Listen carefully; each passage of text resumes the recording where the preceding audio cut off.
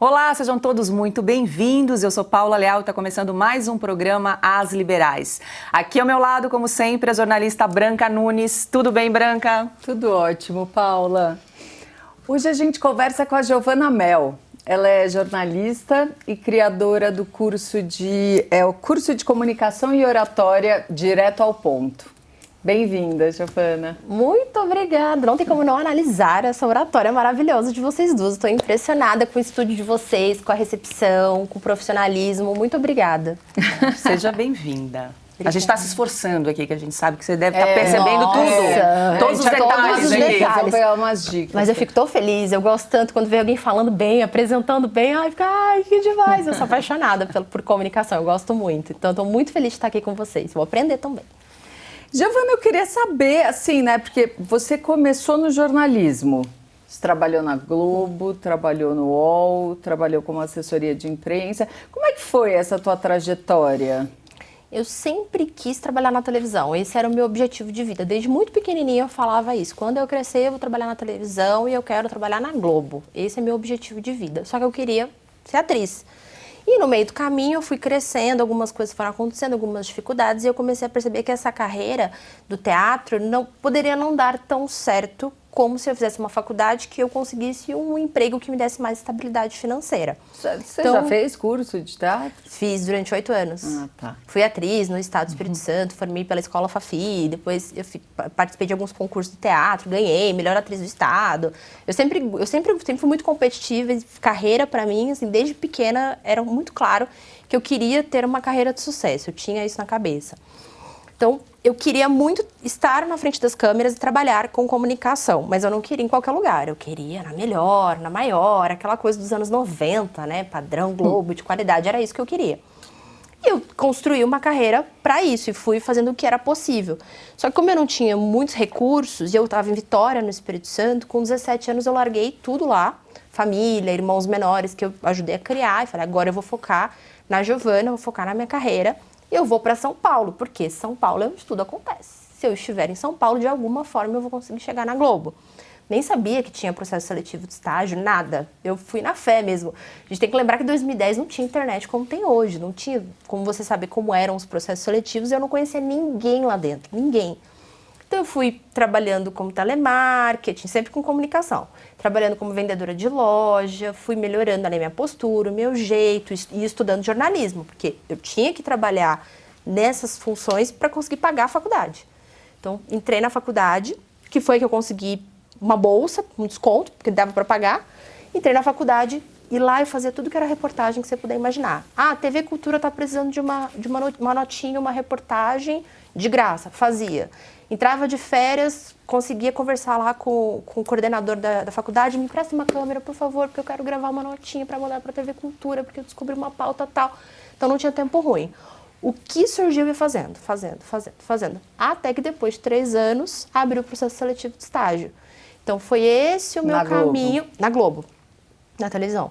Foi esse caminho que eu fiz. Eu fui pingando ali, onde eu podia, do jeito que eu conseguia, fazendo reportagem, trabalhando na assessoria de imprensa. Às vezes o cliente queria estar na televisão, só que a gente falava para ele, olha, você precisa treinar a comunicação, você precisa melhorar, o Jornal Nacional não vai te chamar assim amanhã, você precisa se preparar para esse momento.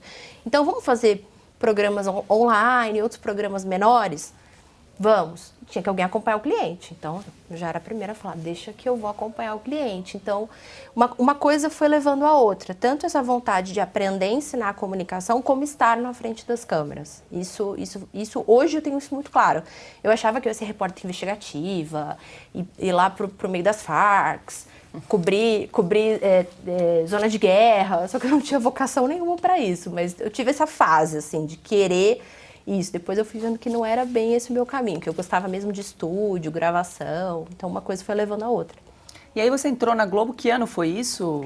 Eu comecei a trabalhar com a Globo com os meus clientes em 2012. Foi a primeira vez que eu pisei na TV Globo, foi 2012. Eu era estagiária, cursava a faculdade de jornalismo, mas eu já era efetivada numa assessoria de imprensa. Ah, tá. Como numa assessoria de imprensa, você trabalhava com a Globo como parceiro, como cliente, né? Com clientes. Então, Tá. eu levava os clientes lá, conhecia já alguns jornalistas lá dentro. Então, eu comecei a me ambientar dos bastidores da Globo. O que foi muito bom, porque eu fiquei fazendo essa escola durante 1 ou 2 anos. Quando eu cheguei no processo seletivo, eu já conhecia muito dos bastidores, já conhecia muitos jornalistas. E eu acredito que isso deve ter contado, né, no processo seletivo, porque você chega lá, você quer ser estagiária da Globo, mas você já conhece os repórteres, já conhece a produção, já sabe como é que funciona. Então, em 2013, eu fiz o processo seletivo estagiário, que são 5 etapas, 3 meses de processo seletivo. Na minha época, foram 18.226 candidatos para 11 vagas de estagiários em jornalismo, que tem também os estagiários de esporte, os estagiários da Globo News, mas no meu caso era só o jornalismo mesmo, que é aquele ciclo que roda entre o Jornal Nacional, o Jornal Hoje, toda a parte que eles chamam de...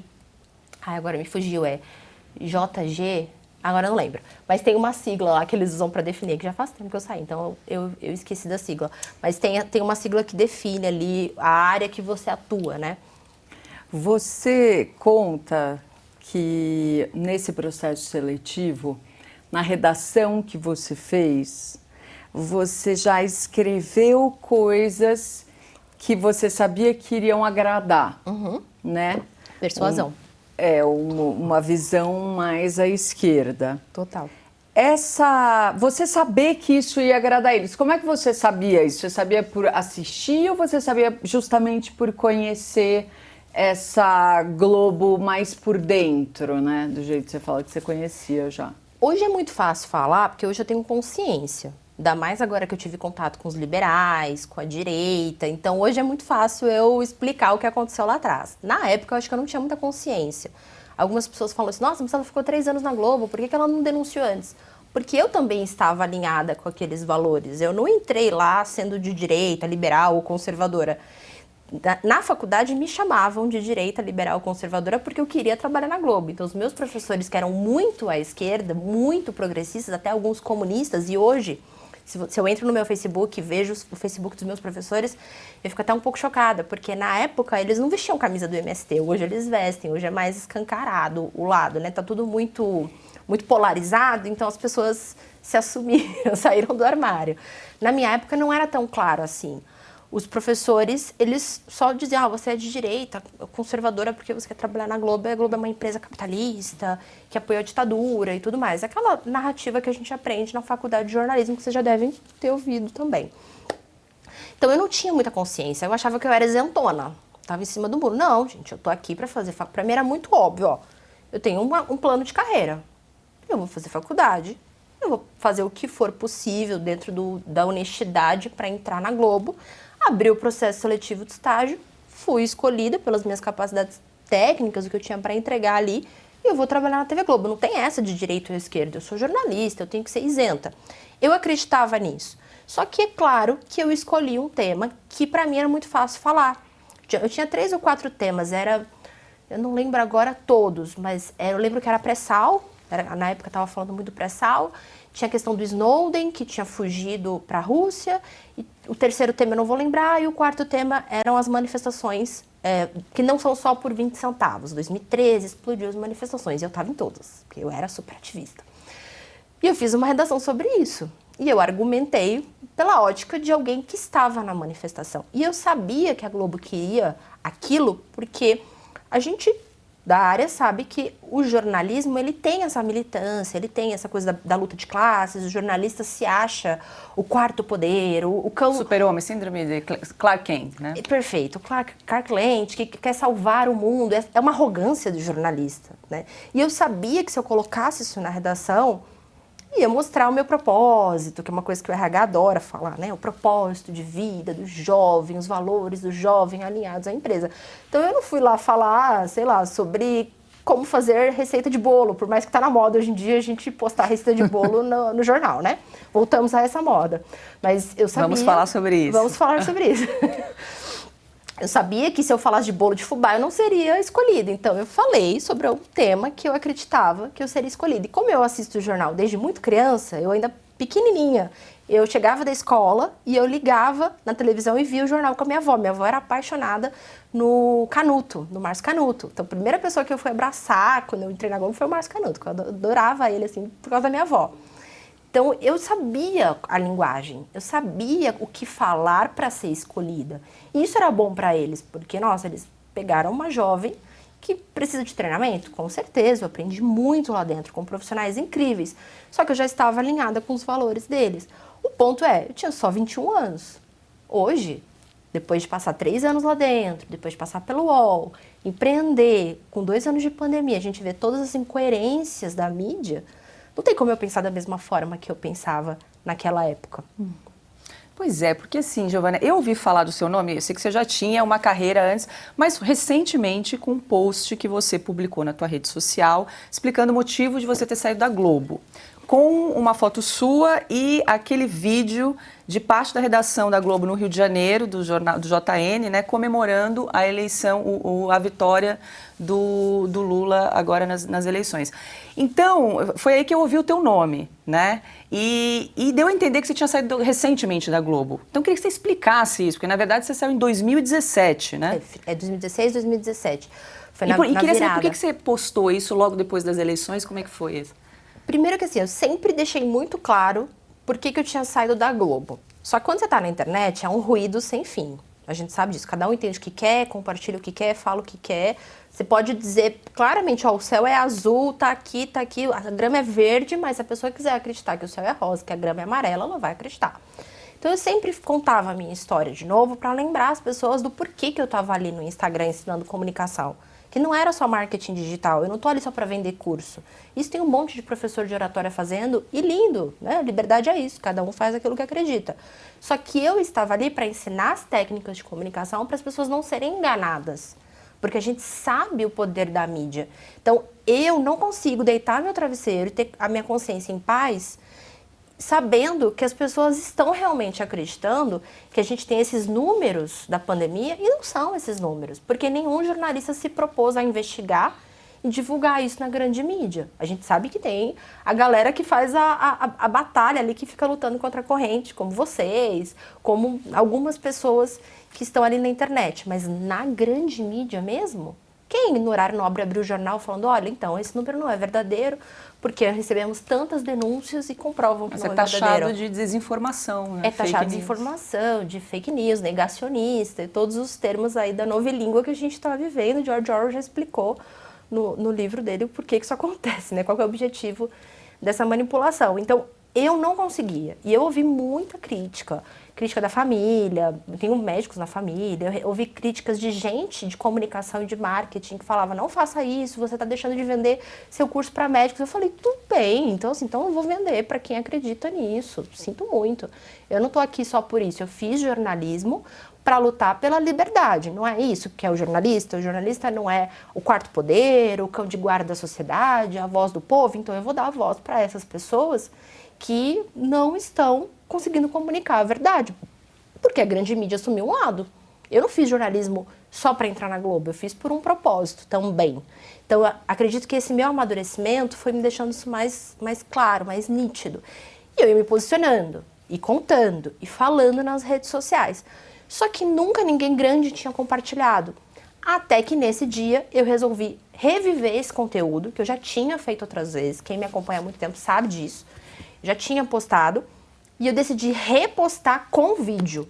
E acredito que o momento, todo mundo muito tenso por causa do resultado da eleição, o post viralizou. E aí não tem matemática que explica por que um conteúdo viraliza. Foi assim que vocês ficaram sabendo que a Giovana existe. Mas nesse post, conta um pouquinho, o que você dizia, né? Nesse post, eu falava por que eu saí da Globo. Que eu não saí da Globo porque eu era uma má profissional ou porque eu não entregava resultados. Tanto que depois que eu saí de lá, acho que isso eu não falo no post, mas eu já falei em outros momentos. Depois que eu saí de lá, eu recebi outros convites para voltar. Tanto na Globo São Paulo, como para o interior, para ser repórter no interior. E eu não quis mais ir para lá. Primeiro por uma questão de decisão de carreira mesmo. Você vai percebendo que o jornalismo daquela emissora, o estilo de fazer jornalismo já não combina com você e com a sua carreira, porque eu também queria ganhar dinheiro, e não dava para ganhar dinheiro na situação que eu estava ali dentro. E acredito que muitas pessoas não vão conseguir mais ganhar dinheiro na Globo por uma questão de tempo de vida da empresa mesmo, né? A empresa já não é mais o que era nos anos 90.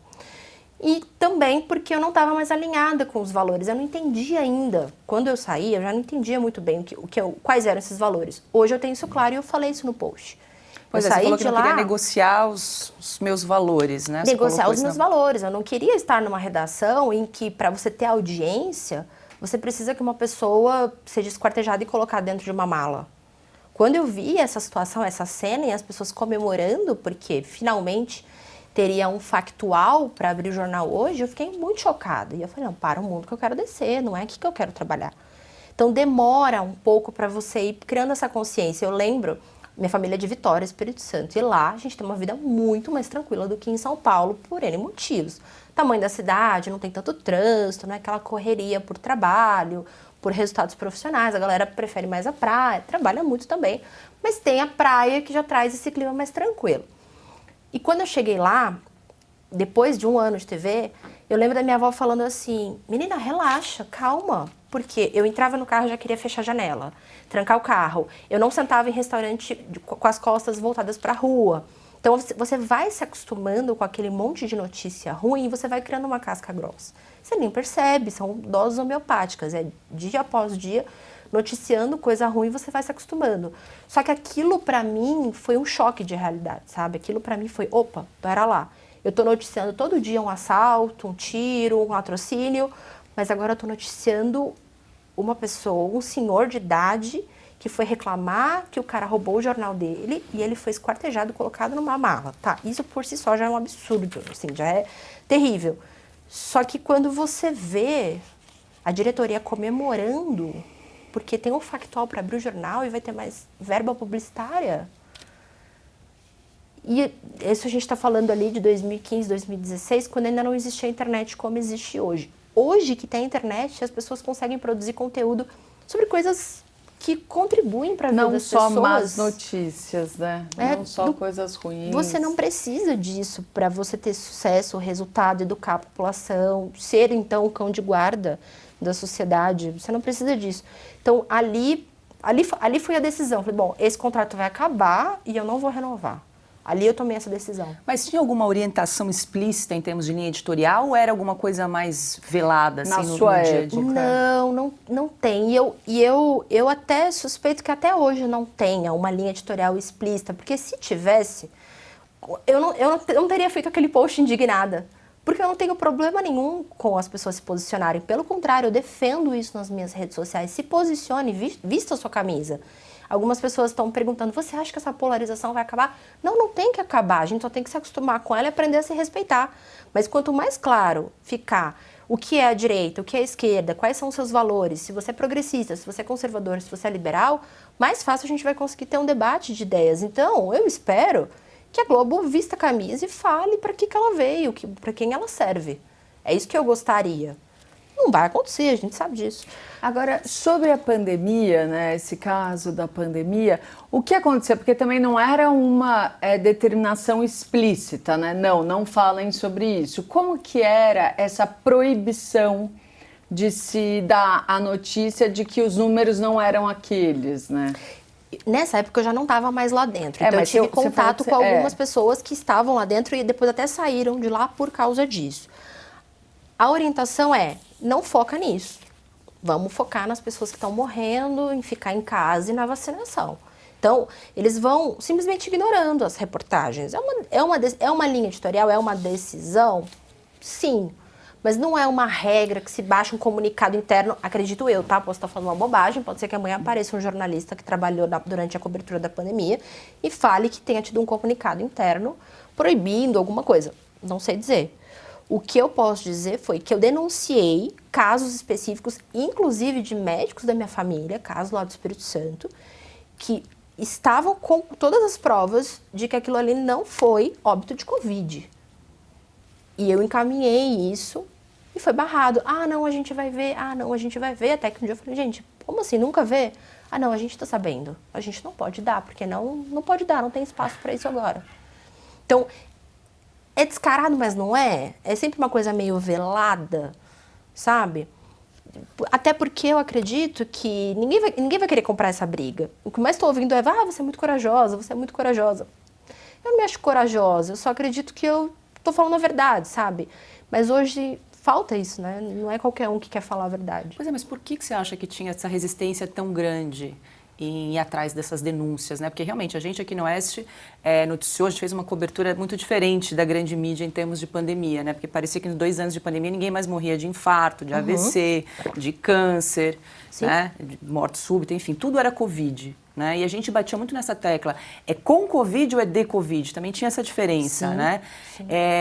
Então, a gente fez essa cobertura diferenciada nesse sentido, mas por que você acha que a Globo batia muito nessa questão de óbitos, de números? A mídia, né, tinha... A minha opinião pessoal é que tinha um inimigo em comum, que era o presidente da República. Essa é a minha opinião pessoal, essa é a minha visão de quem acompanhou ali, tanto nos bastidores de relatos de colegas, como de quem estava assistindo, porque nos primeiros dias de pandemia, pelo menos aquele primeiro que eles chamam de lockdown, não dá nem falar que foi uma quarentena, né? Porque quarentena tem 40 dias, durou 3 meses, depois voltou. Então, aquele lockdown, eu via claramente que tinha um inimigo em comum. E o inimigo em comum não era o vírus e não era a mentira. Era o Bolsonaro. Esse era o inimigo em comum. E é muito engraçado isso, porque quando o Bolsonaro assumiu, e eu não tinha muito claro ainda quais eram os meus valores, eu ainda não conhecia. A revista Oeste acho que nem existia em 2018. 2018 não, 2020 nós lançamos. Então a revista Oeste nem existia em 2018. Então, em 2018, quando o Bolsonaro assumiu, eu lembro de eu ficar com muito medo. Eu falava assim, olha, eu espero que seja o melhor para o Brasil, o PT realmente não dá mais por conta de toda a corrupção, mas eu tô com medo, porque se ele for isso tudo que os meus amigos jornalistas, que estão há anos na comunicação, vendo presidentes entrarem, presidentes saírem, falam que o Bolsonaro é tudo isso, e se ele for? Então, eu fiquei muito receosa. E eu comecei a acompanhar e observar. E aí, quando ele falava uma bobagem, eu falava, não, peraí, deixa eu ver o vídeo completo. Então, eu fiz o dever de casa, que é o que todo jornalista deveria fazer. E eu comecei a acompanhar. E acompanhei todos os ministros, entra, sai, as decisões da pandemia, como isso aconteceu. O STF dá poder para os prefeitos e governadores e eles decidirem o que ia ser feito em cada um dos estados. Então, eu comecei a ver que não era bem assim. E eu fui percebendo toda uma união de todos os poderes contra o presidente.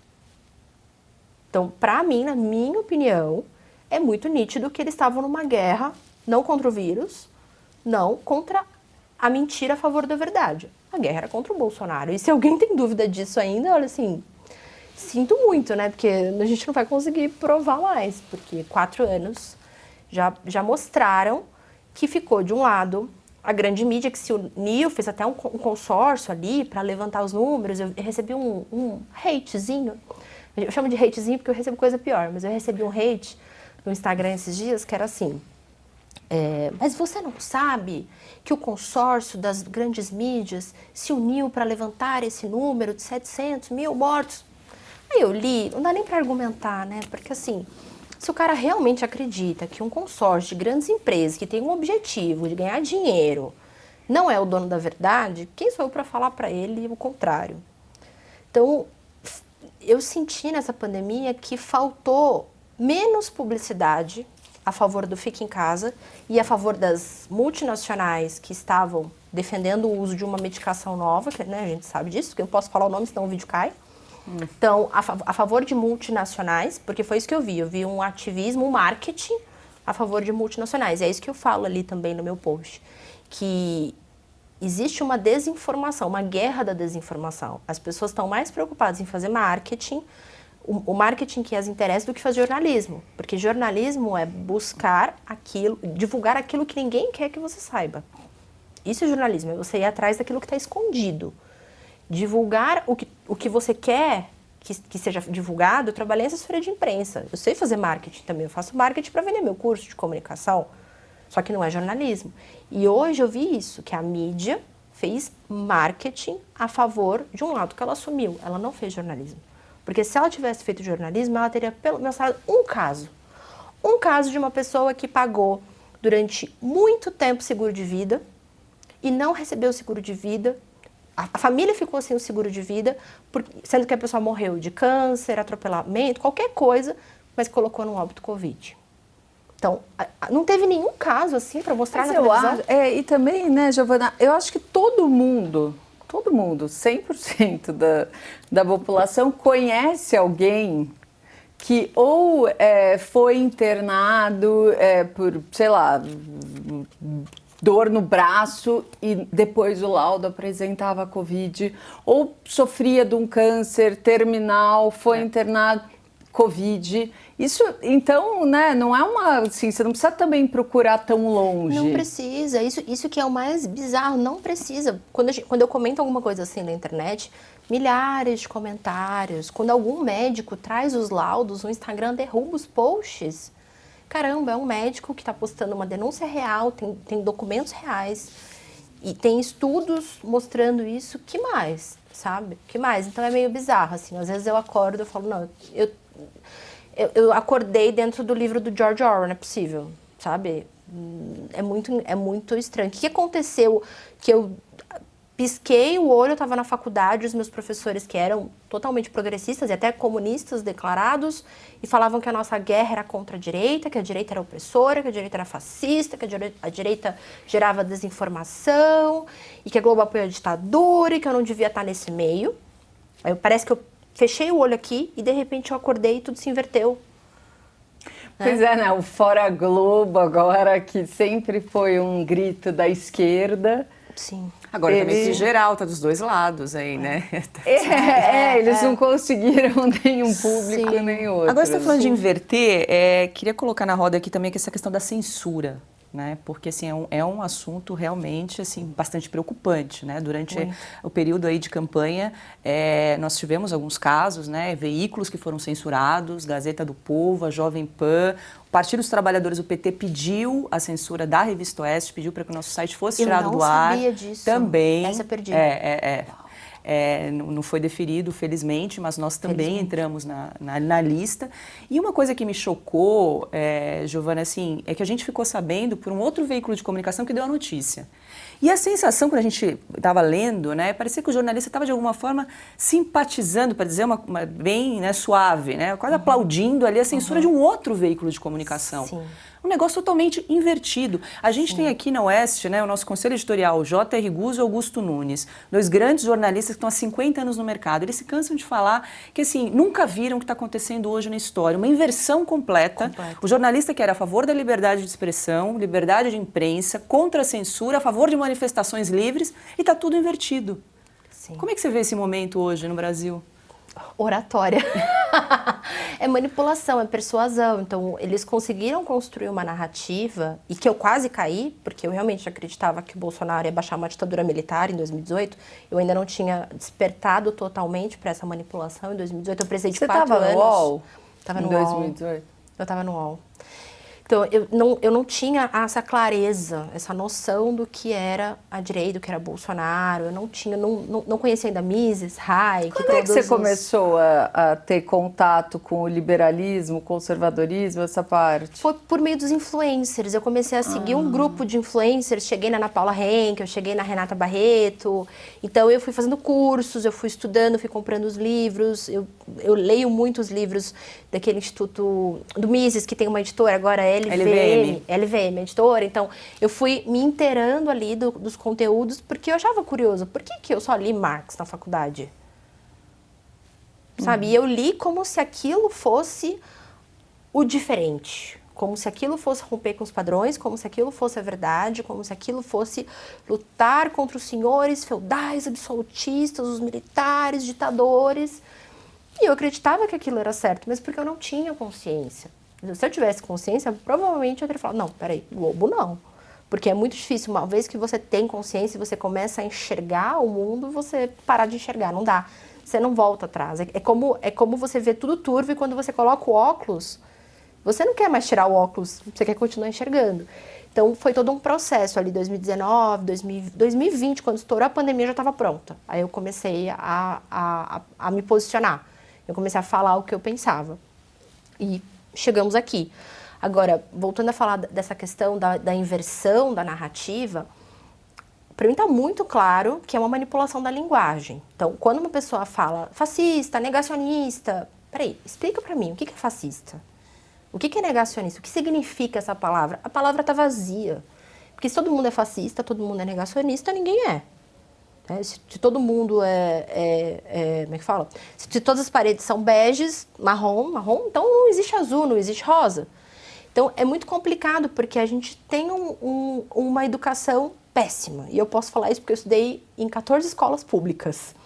Mudei de escola 16 vezes. Isso significa que em 2 escolas eu estudei 2 vezes. Então, nós temos uma escola pública péssima, que não ensina a base da gramática do português. Não ensina as artes liberais que eram ensinadas no passado e que desenvolviam o pensamento liberal, que é além da gramática, a retórica, a dialética, que é você ter a visão crítica, você saber debater, conversar. Hoje ninguém mais quer debater, as pessoas só querem lacrar. O que significa lacrar? Quando a gente pensa em lacrar, estou fazendo uma mudança, eu vou lacrar uma caixa, então eu estou fechando aquela caixa, eu estou encerrando aquele assunto. Isso que é lacrar. E é muito triste, porque é uma geração que tem convicções, lida com certezas absolutas, né? Certezas. E é muito difícil você admitir que você está errado. Você vê, eu tô levando porrada dos 2 lados. A direita tá me batendo porque tá achando que eu demorei demais para falar. Ei, pera lá, eu tô falando faz tempo aqui, agora que vocês me descobriram. Mas eu tô lá na internet, ó, falando já faz tempo. E a esquerda achando um absurdo, né? Como assim, uma jornalista? Porque se você é jornalista, você tem que ser de esquerda. Se você é pobre, você tem que ser de esquerda. Se você é mulher, você tem que ser de esquerda. Não, eu não tenho que ser nada. Peraí, liberdade é eu poder ser o que eu quiser. Inclusive, bela recatada do lar de cabelo liso, se eu quiser, ué. Agora, na Globo, você tinha alguém para compartilhar essas tuas frustrações, assim, ou você era meio loba solitária lá, assim? Loba solitária 100%. Até porque a minha turma de estagiários eram de pessoas muito ricas. Então, teve uma menina na minha turma de estágio que ela foi fazer TCC em Cuba, para mostrar como Cuba era incrível. Enquanto o meu TCC foi aqui na rua mesmo, na Paulista, porque só tinha passagem de ônibus, entendeu? Era o dinheiro que eu tinha para entrevistar alguém na rua, era o que dava. Foi sobre o quê? O meu TCC foi sobre os repórteres que vinham de fora para cobrir a Copa. Então, eu peguei todos os correspondentes que eu pude da Inglaterra, dos Estados Unidos, da Alemanha, da Espanha, para ouvir a percepção deles sobre o Brasil. E a conclusão foi, por que vocês falam tão mal do país de vocês? Aqui é incrível.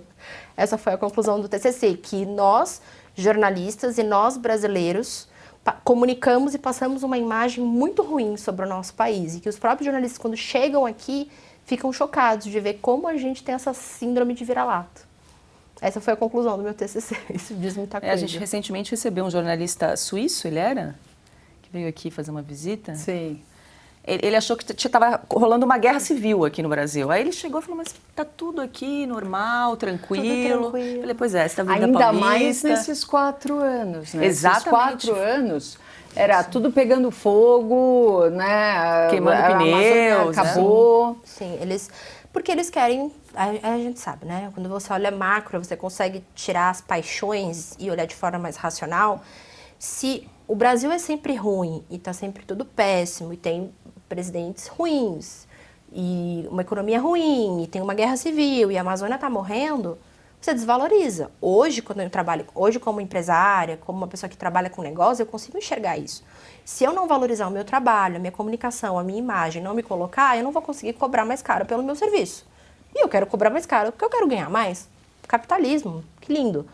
Só que se eu desvalorizo, se eu chego aqui com uma roupa rasgada, se eu não sei me posicionar, não sei me comunicar, ninguém vai pagar o valor que eu quero pelo meu serviço. Então, eles desvalorizam o Brasil para negociar mais barato. Tem gente aqui dentro que está ganhando com isso. Quem? Cabe a algum jornalista investigativo denunciar, só que a mídia não denuncia, faz parte disso, né? Complicado. Bom, agora eu queria só saber um pouquinho também sobre o seu curso. Como é que ele funciona? O meu curso chama Direto ao Ponto. Sim. E engraçado que eu entrei aqui, tava lá, Revista Oeste, Revista Direto ao Ponto. Sim. Adorei, porque tá todo mundo alinhado. Ó, estamos sim posicionados à direita, tá? Saibam disso. Daqui a pouco eu vou falar, não, mas cadê o outro isenção, lado? a isenção, a imparcialidade. Alguém de esquerda já aceitou vir aqui da entrevista? Ainda não. Mas fica o convite está aberto aqui para todas. Que eles não vêm, né? Infelizmente, né? Mas seria tão bom mas se só eles fazendo um viessem. parênteses assim, Giovana, porque a Oeste, ela é um veículo que já nasceu posicionada. Nós nascemos em 2020, nós temos lá, quem entrar no nosso site sobre o Oeste, vai ver o nosso posicionamento. É muito transparente com o nosso leitor. Isso é ótimo. Né? Eu acho que é diferente de outros veículos de comunicação que vêm de uma isenção, uma imparcialidade. Eu acho que é por isso também que hoje a gente viu uma crise no jornalismo e as pessoas estão um pouco... Você fala jornalista, a pessoa às vezes fica até resistente, né? Tem esse ranço, porque muitos jornais e veículos vendem uma imparcialidade que, na verdade, a gente sabe que não existe. Então, a Oeste, ela nasceu posicionada, está lá, tem lá os nossos valores, liberalismo econômico, conservadorismo, e quem, né, acredita e compartilha desses valores nos acompanha, né? Eu acho que isso é mais transparente com quem, né, com os nossos leitores e assinantes, enfim. Com certeza, e é o que eu acredito que deveria ter do lado de lá, porque o lado de lá já tem uma entrega maior, a gente sabe disso, a televisão domina hoje a maioria dos lares. Tem muita senhorinha, muito vozinho aí assistindo televisão e que não tem noção de que o mundo não está acabando, o Brasil não está numa guerra civil, como os jornalistas estrangeiros pensaram, né? E acreditam realmente que tudo foi péssimo nos 4 anos, que tudo deu errado. Esse dia eu estava na academia, esse tema é polêmico, mas eu estava na academia esses dias e eu ouvi uma senhorinha falando com duas funcionárias da academia, não, porque demorou muito para algo ser feito. Gente, como assim? Nós somos um dos primeiros países a ter a solução.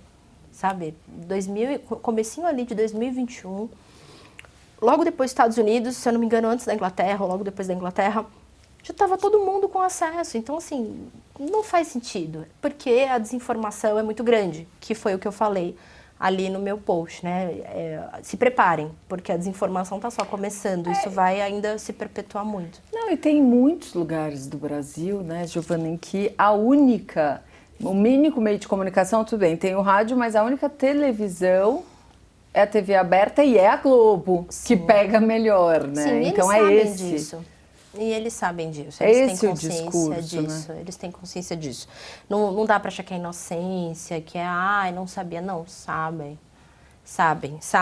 e estão fazendo o que eles podem para sobreviver, né? Porque a gente também sabe que os números deles não estão indo bem, então mostra um desespero.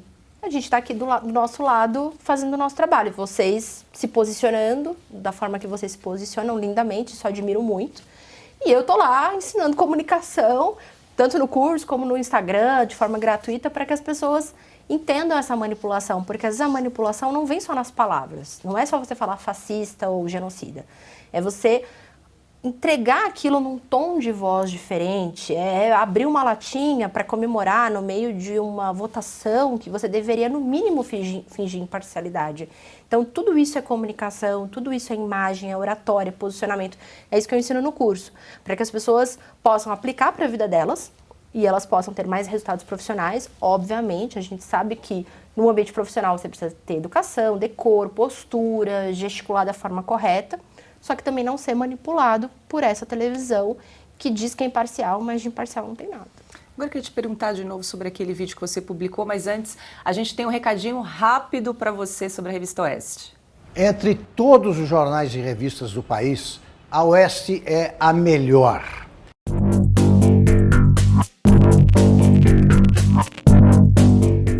Tem a melhor equipe de jornalistas, publica os melhores textos, tem paixão pela verdade, amor aos fatos e respeito pelos leitores. A Oeste não aceita publicidade oficial. Ela precisa do seu apoio. Assine. Queria te perguntar sobre esse vídeo que você repostou da comemoração pós-eleições. Imagino que não tenha sido uma surpresa para você. Mas foi assim, unânime, né? A redação inteira. Mas ou foi? Foi uma surpresa, porque foi muito descarado. Nossa, eu não esperava, eu nunca tinha visto isso. Desse jeito, porque quando você vê uma pessoa comemorando uma tragédia, porque tem um factual para abrir o jornal, é uma ou outra. E gerou um desconforto, pelo menos nesse caso da mala, né? Enfim. Nesse caso, foi uma outra pessoa. E eu lembro de outras pessoas ficarem muito desconfortáveis. Ali não, ali foi geral. Então, especulação, eu não sei, tá? Será que essas pessoas foram escolhidas para estar ali naquele plantão? Porque domingo é plantão. Então, para estar ali naquele plantão porque estão alinhadas com esse valor, por isso que elas comemoraram? Ou será que realmente teve uma coisa descarada, uma linha editorial de não, vamos trabalhar para isso acontecer? Não sei, muito estranho. Quando eu vi aquele vídeo, eu postei e imediatamente eu fiz uma coisa que eu já não fazia há muito tempo. Eu entrei no meu Facebook. E eu entrei no meu Facebook e comecei a ver as páginas desses jornalistas, coisa que eu não fazia desde a época da pandemia, quando a pandemia estourou. E tava todo mundo na Paulista comemorando. E repórter, e gente famosa, tá? Que tá na frente das câmeras. Repórter, produtor, editor, colegas meus do UOL, um monte de gente, um monte. E isso foi muito chocante, porque eu falei, caramba, eles eu recebi relatos de outras redações em que houve a mesma coisa, não foi gravado, foi um pouco pior, né, lá na Globo. Mas que esta comemoração, foi quando unânime. anunciou a vitória, ela aconteceu e bem forte em diversas redações, né? Impressionante, foi muito chocante. Eu acho que isso nunca tinha acontecido antes. Eu acredito que não, porque eu participei da cobertura de eu participei de 2014, 2016 e 2018. É que tudo bem, em 2018 eles não iam comemorar, mas eu não lembro de ter visto nada parecido. Nada, nada, nada, nada. Muito bizarro mesmo. Porque é isso. Algumas pessoas falam, tudo bem, o cara votou, é o candidato dele, ele pode comemorar. Gente, poder ele pode, mas não dessa forma, e não como se tivesse atingido o objetivo. Então, pelo menos antes de participar da cobertura, faz como a revista Oeste, deixa claro quais são os seus valores e o que você está buscando. Eles se colocam como isentões, como imparciais, e aí chega lá na hora e comemora, depois de todos esses 4 anos de distorção da informação.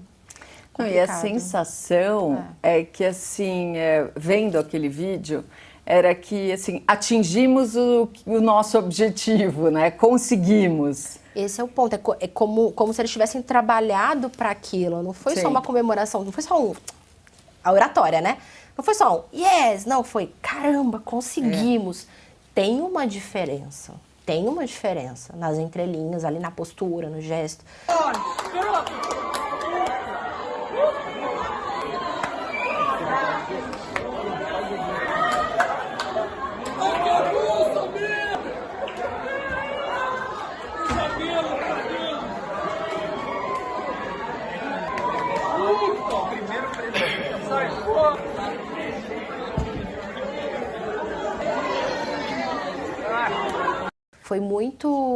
Foi muito chocante. Aquele vídeo que foi o que me deu o estalo para fazer o post. Quando eu vi aquele vídeo, eu não ia postar nada, eu tava bem chateada com o resultado da eleição, não porque o Bolsonaro perdeu, mas porque um ex-presidiário que foi descondenado estava voltando pro poder por uma manobra jurídica.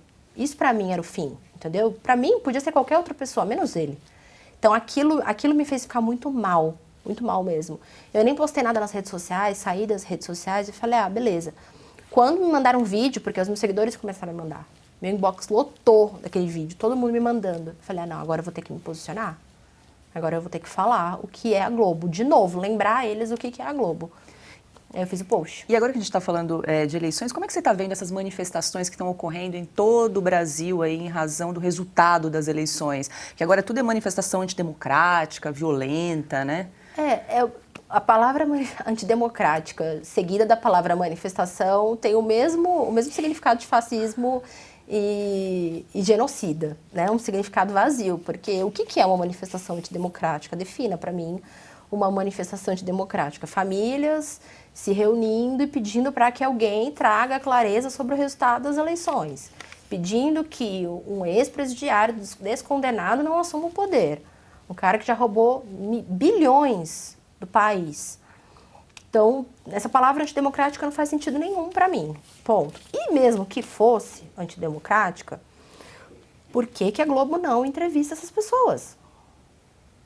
Porque isso é jornalismo, é você ouvir Algumas todos emissoras os estão simplesmente lados. ignorando, né, Não, as e pessoas nas ruas. sempre Né? quando você mostra também é um ângulo ou alguma palavra de ordem que soa antidemocrático. Isso que... É uma edição que é feita, esse é o ponto. Porque eu fui em várias manifestações desde 2013. E eu passei numa manifestação que teve aqui em São Paulo. Não foi agora do dia 15, foi antes. E eu fui porque eu falei, tenho que ver com os meus próprios olhos. Isso é jornalismo. É você ir pra rua e ver o que está acontecendo. Eu não incentivei ninguém a manifestar, não divulguei manifestação nas minhas redes sociais. Defendo que as pessoas possam se manifestar. E só diz que se eu estivesse manifestando... Tira o microfone.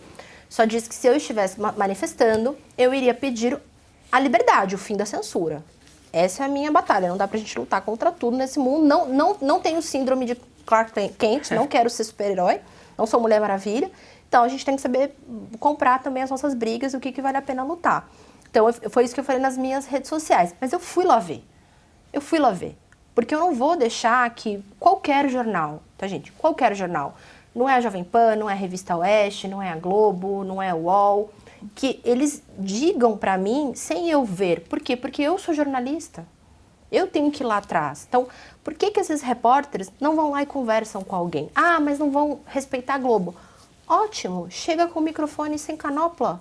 Quando eles querem fazer isso, eles fazem. Então, não é interessante mostrar a verdade. A gente já sabe disso. Não é interessante mostrar a verdade. Eu quero mostrar o que é do meu interesse. O que me cabe. Jornalismo mesmo está muito em falta hoje em dia. Muito mesmo. E a campanha? Como é que você viu a campanha, né?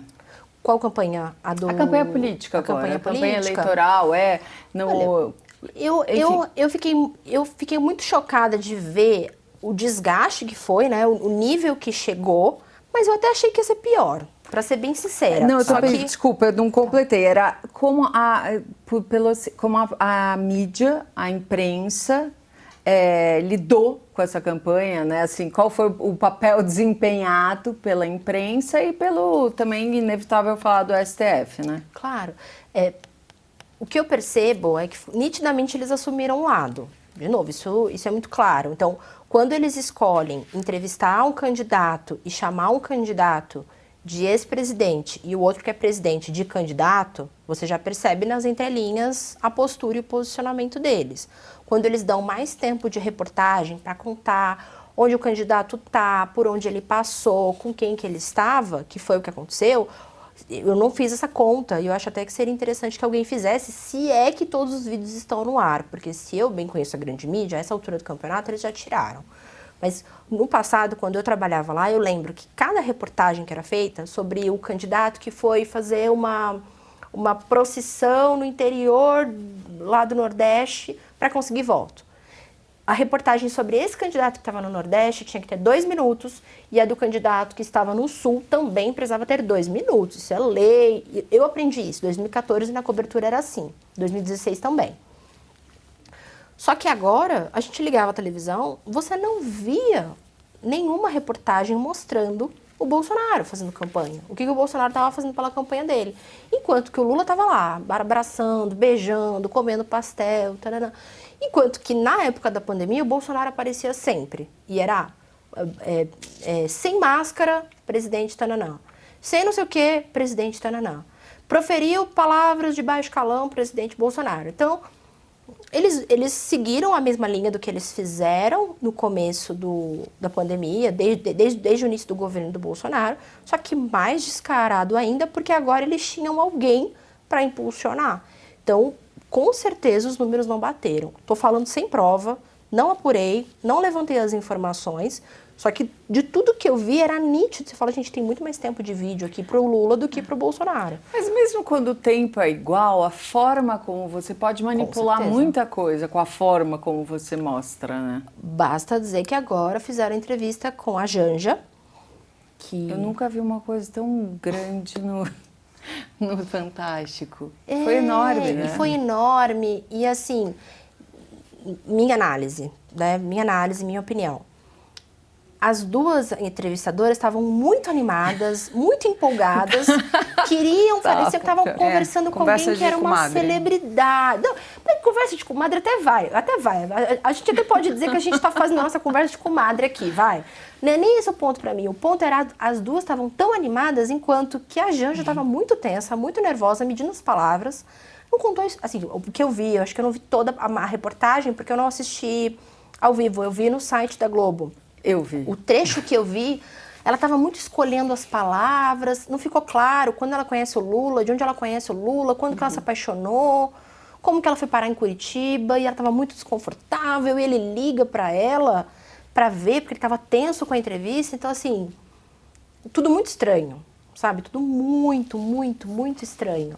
E para que uma reportagem dessa e tão longa? E assim, ela teve alguma coisa... Aí eu te pergunto, você que viu, eu vou inverter o jogo aqui, você que viu a entrevista Deu de repórter agora, Giovana. Me conte, ela teve alguma coisa que valeu a pena para contar? Assim, ela fez algum feito, alguma coisa que mudou o Brasil? Porque, parte que eu vi, não. Não, absolutamente. Então, o pessoal fazendo a análise das duas jornalistas e na sabatina que eles fizeram no JN, só dos principais candidatos. Você pode só fazer uma análise rápida da postura dos jornalistas com os dois principais candidatos, Bolsonaro e Lula? Até porque eu não assisti o debate do Ciro, porque eu falava assim, gente, o que o Ciro está debatendo? Tá aqui, não, assim, já vai pro segundo turno? Essa era a minha sensação com os debates da Globo. Bom, nitidamente, o Bolsonaro estava muito desconfortável e tanto o Bonner como a Renata estavam muito agressivos, a gente sabia disso, né? Eles estavam nítidos ali, o posicionamento. O Bolsonaro, eu achei que tentou levar numa boa, mais tranquilo, só que ele estava tão nervoso que faltou informações. Isso para mim, ele pecou ali. Tensão, o cara tá na linha de frente, tá trabalhando, as palavras fogem, imagina, as palavras fogem com a gente. Eu já tive uns 2 brancos só aqui agora, imagino que vocês devem ter branco toda hora também. Imagina o cara na situação que ele estava enfrentando 2 pessoas que atacaram ele durante 4 anos. Então, uma inteligência emocional ali, né, gritando. Enquanto que com o Lula, além de ter o vídeo que mostra que ele recebeu um papel, não sei se vocês viram esse vídeo, tem um trechinho que dá pra ver que alguém da produção botou um papel e ele estava lendo um papel. Então, ele teve alguma vantagem em relação ao Bolsonaro, porque até onde se sabe, o máximo que o Bolsonaro tinha eram 4 tópicos na mão. Ele não tinha folhas e folhas escritas. Então, já tem essa discrepância. Só que o Bonner recebeu o Lula como se ele fosse um astro de Hollywood e já colocando na primeira linha. E a gente sabe como a primeira linha tem importância numa reportagem, porque muitas pessoas não continuam lendo a matéria até o fim. Na primeira linha, que é a primeira fala do Bonner, é: Lula, você não deve mais nada à justiça. Caramba, para que começar com isso? Estamos aqui com o ex-presidente Lula, que vai falar sobre suas propostas para o Brasil. Ponto. Ah, Giovana, mas não quer dizer que ele é imparcial por isso. Realmente, imparcialidade não existe, todo mundo assume um lado, mas pelo menos não faz tanta campanha, sabe? Mas fizeram, né? E Giovana, você trabalhou na Globo, você me disse, eu estou errada, né? Mas, por exemplo, em todos os lugares que eu já trabalhei, numa campanha, uma das primeiras orientações é assim... por exemplo, cuidado com a cor da roupa que você vai usar. Sim. Então, assim, não use vermelho, assim como não use verde e amarelo, tal. No caso dessa seria porque você vai cobrir uma manifestação ou entrevistar um candidato, são cores que marcam aquilo. Perfeito. E na entrevista com o Lula, a Renata Vasconcelos estava com um sapato discretamente vermelho e que aparecia. Então, sim, tem a comunicação não verbal. É ali, uma subjetividade Total. também, né, que existe. Total. E a gente sabe que aquele sapato não foi escolhido ali às pressas. Foi aleatório, né? Não foi aleatório. E poderia ser trocado, caso ela tenha... porque eles têm um armário gigantesco de roupa. Lá na Globo, tem uma porta que você abre assim, vão araras e araras. E cada apresentador, cada âncora, alguns repórteres, também repórter menos, porque geralmente o repórter, não sei como é hoje, mas geralmente o repórter recebe uma verba para comprar roupa e a roupa dele fica em casa.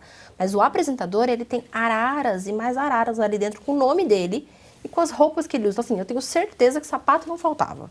Escolheram aquele, não foi por acaso. Da mesma forma que tiraram eleições 2022, ficou só eleições esse ano, e antigamente era verde e amarelo, sempre, eleições presidenciais, era o padrão.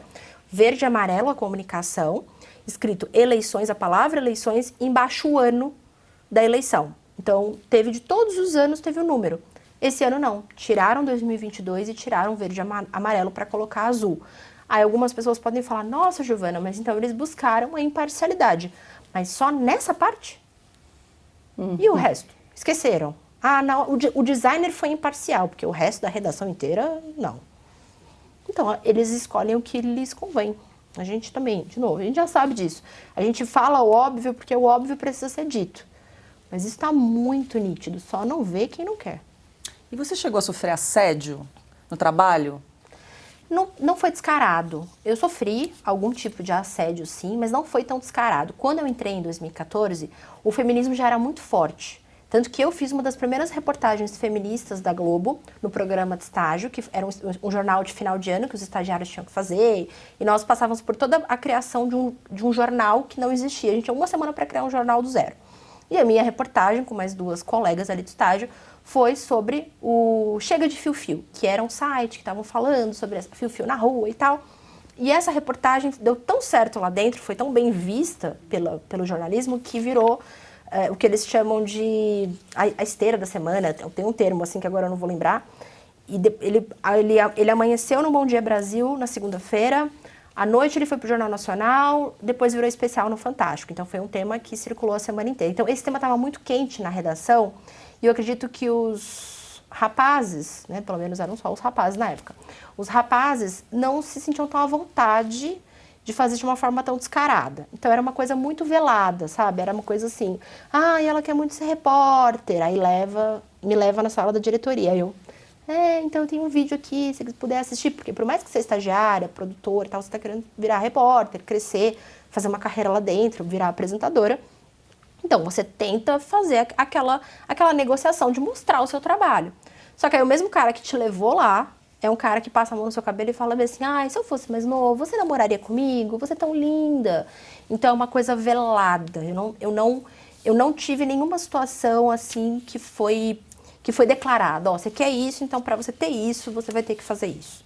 Não, comigo não aconteceu, mas eu vi repórteres do esporte chorando no banheiro, até contei isso num podcast, chorando no banheiro, porque ela queria ser repórter e ela era produtora, e ela falava, não, eu não vou dormir com ele, chorava.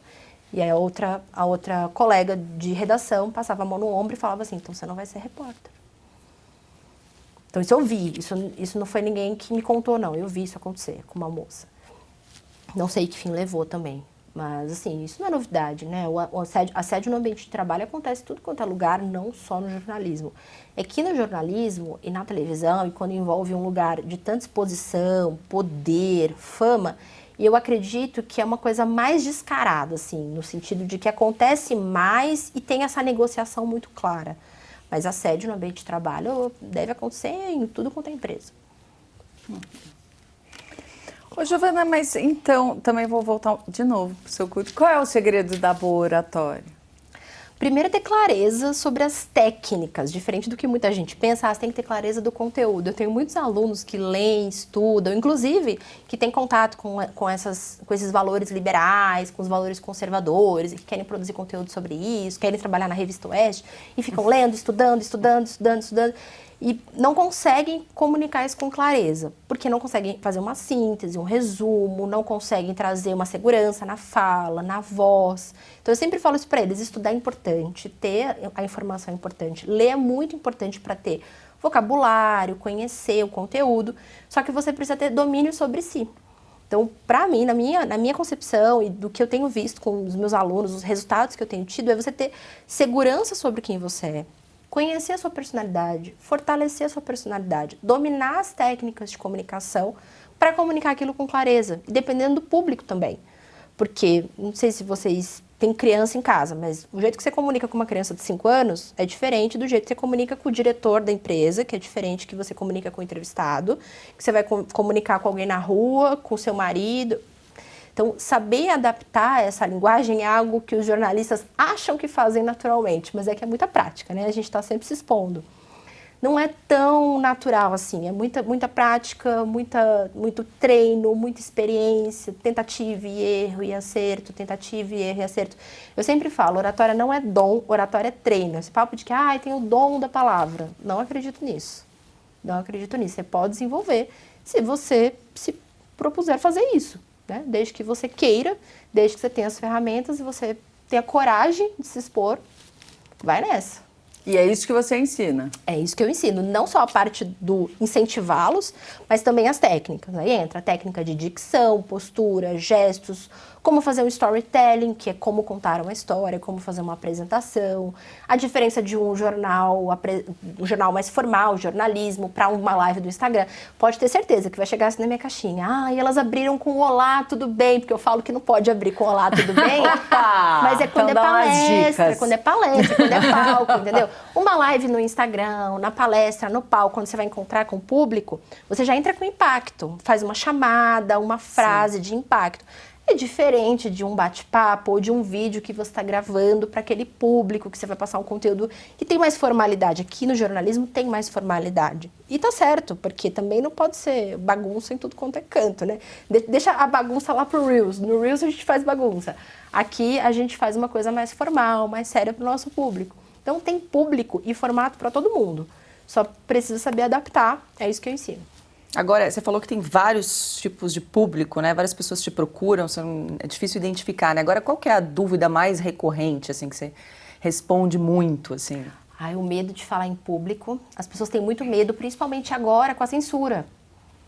Porque olha que engraçado, antigamente as pessoas tinham medo do que o outro vão pensar sobre a imagem delas. Então, eu tô lá na sala de aula, na faculdade, eu tenho que apresentar um trabalho, e eu não quero falar em público porque os meus colegas vão ficar me zoando, vão ficar apontando o dedo, vão ficar me julgando. E se eu não falar bem, e se eu não estiver bonito, e se eu não esquecer algum conteúdo, se eu tiver branco.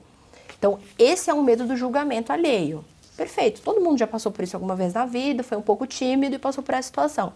Agora, o medo de não ser preso, o medo de ser cancelado, o medo de não perder o emprego. Tá mais sério, tá mais sério. Eu tenho muito defendido que eles têm que falar assim, vai perder o emprego. Ótimo, procura outro. Tem 8 milhões de pessoas no mundo, 8 bilhões de pessoas no mundo, tem um monte de empresa para trabalhar. Você foi demitido? Obrigado, amigão. Arruma outro emprego. Pra gente boa sempre vai ter oportunidade de trabalho. Sempre, sempre. Então não tenham medo de se posicionar. Eu falo muito isso com eles, porque senão a gente vai vendo uma espiral de silêncio. Todo mundo vai silenciando, vai ficando quieto, vai vendo a injustiça, não vai podendo mostrar quem é, não vai poder mostrar a que veio nesse mundo, vai ficar de passagem aqui na Terra, beleza, nasci, morri, acabou.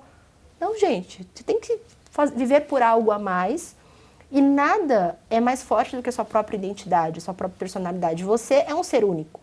Então você precisa poder mostrar quem você é, dar a sua opinião, ter liberdade para isso. E enquanto a gente não entender isso, enquanto todo mundo for aceitando essa censura, pior vai ficar. Isso pra mim tá nítido. Eu sei que tem gente com medo, a gente conversou nos bastidores, a produção me ligou e falou, olha, Gi, vamos falar disso, vamos falar daquilo, tal assunto talvez é melhor a gente não tocar. Por quê? Por medo de derrubar o vídeo, do YouTube derrubar, às vezes nem chega no STF, às vezes o YouTube derruba antes. E eu entendo, é claro que a gente tomou cuidado com algumas palavras aqui para evitar que o vídeo não caia. Só que a gente não deixou de falar. A gente falou tudo, A gente falou tudo. Não, a gente falou tudo. Não me censurei aqui, não. Não, a gente falou, só que foi isso. Claro, teve algumas palavras cuidado. que eu não falei, não porque eu tenho medo de falar as palavras, é que eu não quero que o vídeo caia. Eu quero que as pessoas assistam. Mas a gente tem que falar. Tem gente que não tá falando, tem gente que tá silenciando, porque, mas se eu falar, família, no Natal, não vai passar o Natal. Paciência, esse ano a gente não vai passar o Natal juntos, então. Você vai ter que aprender a respeitar a minha opinião. E quando você aprender a respeitar a minha opinião, a gente passa o Natal juntos. Ano que vem a gente se encontra. Porque senão a gente vive escravo dos outros. Não pode. Pode não. E, Giovana, tem alguma dica prática que você pode dar para os nossos espectadores agora?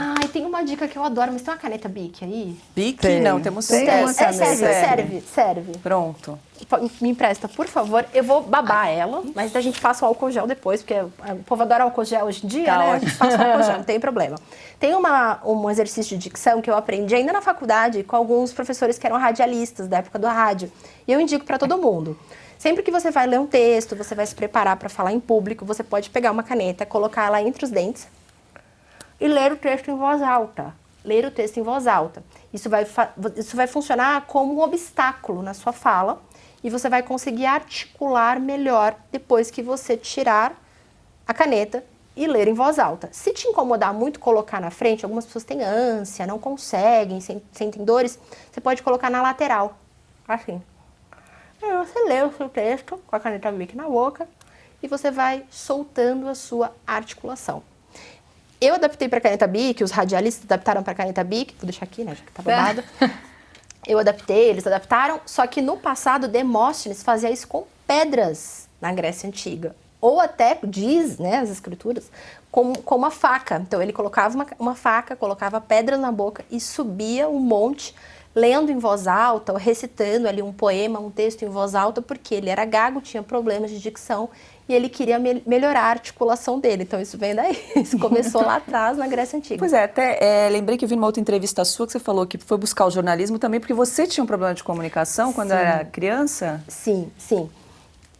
Durante muito tempo, a minha mãe fumou, ela não sabia, né? Então ela fumava muito e acredito que por conta disso, pelo que os médicos falam, eu nasci com problemas respiratórios. Então, desde pequenininha eu tinha dificuldade de respirar, eu tinha dificuldade para me alimentar, porque já que eu não respirava, eu não sentia fome, então eu ia para o hospital com desnutrição, tinha que tomar nutrição, soro na veia. E isso foi gerando toda uma dificuldade de fala e de formação. Então, o meu rosto não se desenvolveu da forma que deveria. O meu maxilar ficou contraído para dentro, ficou fechado. Eu tinha muitos dentes e uma boca muito pequena. E isso dificultava eu falar e as pessoas me compreenderem. Então, foi gerando uma irritação. Eu era uma criança muito irritada, porque eu não dormia, não respirava, não dormia, não comia, não conseguia falar. Passei por algumas cirurgias, fui usando aparelho, fazendo tudo o que eu precisava. Vivi com alguns erros médicos no meio do caminho, tiraram mais dentes do que precisava.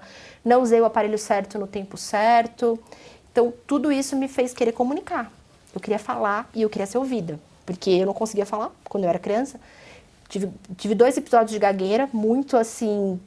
muito pontuais, mas foram episódios chatinhos, que atrapalharam um pouco essa minha vida social. E ainda por cima, mudando de escola pra caramba.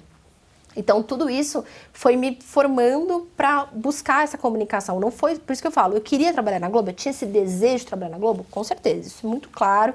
Todo mundo que me conhece desde pequenininha sabe, a Giovana falava que um dia ela ia entrar na Globo. Só que eu tinha esse desejo de falar e de ser ouvida. E hoje, com os meus alunos, que acabaram me procurando consequentemente por conta disso, viam que eu me comunicava bem, viam que eu era jornalista. Então, começaram a me pedir, me treina, me ensina, você tem uma história tão legal com a fala, você fez fono tanto tempo, me ensina as técnicas da fono. E eu comecei a ensinar. Tanto que a primeira turma que eu dei treinamento foi na periferia, foi na Brasilândia, foi na Paraisópolis. Então, eu comecei com projetos sociais. Antes de eu ir para o mundo corporativo mesmo, dar curso online, eu subi o morro e ia dar para jovens. Então, eu aprendi aquilo que eu podia pagar, financiar com a fono, com cursos de comunicação e levava para a favela. Não, vou ensinar para eles o que eu sei. Então, uma coisa foi levando a outra. Acho que é vocação mesmo. Assim, minha missão era essa. A missão não era entrar na Globo, foi só realizar um desejo. Era a minha Disney, né? Foi uma etapa. Entrei na Globo, mas a minha vocação é essa, é ensinar as pessoas a se comunicarem. Bom, infelizmente o nosso tempo aí está chegando ao fim. O papo passou rápido, né? Muito bom. Muito obrigada, Giovana, pela presença, pela conversa. Fica aberta aqui a câmera se você quiser divulgar suas redes sociais, teu curso, fica à vontade. @Giovana com I e 2 N's, Mel. Aí vão falar, Melo! Não, é mel de abelha mesmo, gente. É nome e segundo nome, tá? Giovana Mel. Tô no Instagram, tô no TikTok. Agora eu criei naquela rede social nova, que eu esqueci o nome, que é do Trump. Getter, isso. Criei lá também, mas não tô produzindo conteúdo. Mas onde vai surgindo uma rede social pra gente falar, a gente tá lá dentro. Maravilha. Bom, e a você que nos acompanha, muito obrigada pela sua companhia. Lembrando a você que gosta do conteúdo da Revista Oeste, mas ainda não é assinante, é só apontar o seu celular para esse QR Code que está aparecendo aqui na tela. E se você estiver acompanhando a gente pelo celular, é só clicar no link que vai aparecer aqui na tela. Com a assinatura, você vai ter acesso a todo o conteúdo exclusivo da Revista Oeste. Lembrando que a gente não aceita financiamento público, por isso a sua assinatura é muito importante para que a gente continue a exercer um jornalismo independente. Também não esqueça de se inscrever nas nossas redes sociais e no canal da Revista Oeste no YouTube para acompanhar o programa As Liberais, também o Oestcast, Estúdio Oeste e muito mais. Muito obrigada e até a próxima semana.